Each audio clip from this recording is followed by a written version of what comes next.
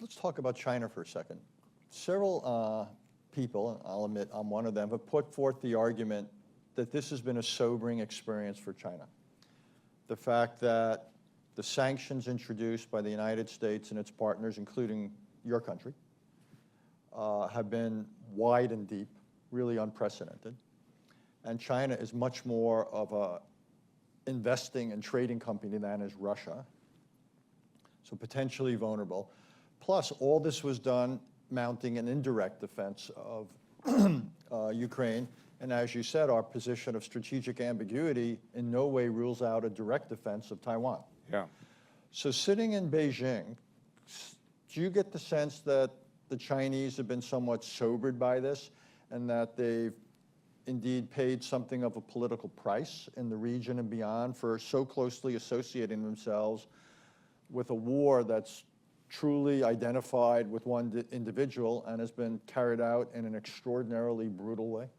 I think it presents them with awkward questions because on Ukraine, it violates the principles which the Chinese hold very dearly: territorial integrity and sovereignty and non-interference. Mm-hmm. And if you can do that to Ukraine, and if the Donbass can be considered to be enclaves and maybe republics. What about Taiwan? Or other parts of non-Han China. So that's a very difficult question. Also, looking at the sanctions, it shows how interrelated we all are. Because if we do business with one another, we all have accounts with one another. And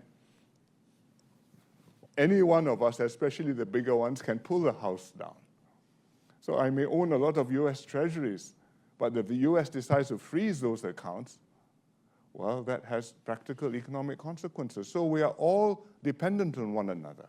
Mm-hmm. And I think I would put it conversely too. If you cut off China and say, well, I'll do without that, you don't have accounts in Chinese banks on the same scale, but your economic interdependence, they are one of your biggest trading partners.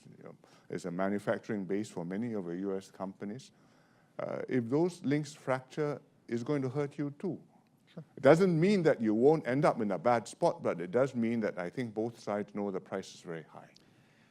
You raised the Indo-Pacific. One more thing. Sorry. Yes, sir. I don't think that in the region, the fact that China refuses to distance itself from Russia costs it. All the countries in the region, they worry about sovereignty and the principles of the UN Charter, but at the same time, they want their ties with China, and quite a few of them have significant ties with Russia. For example, India. Yeah. So the fact that the Chinese have taken their own position and they consider you a supplicant, asking them to help solve the Russian problem, and they are saying, well, to untie the bell, you need the person who tied the bell. In other words, solve your own problem.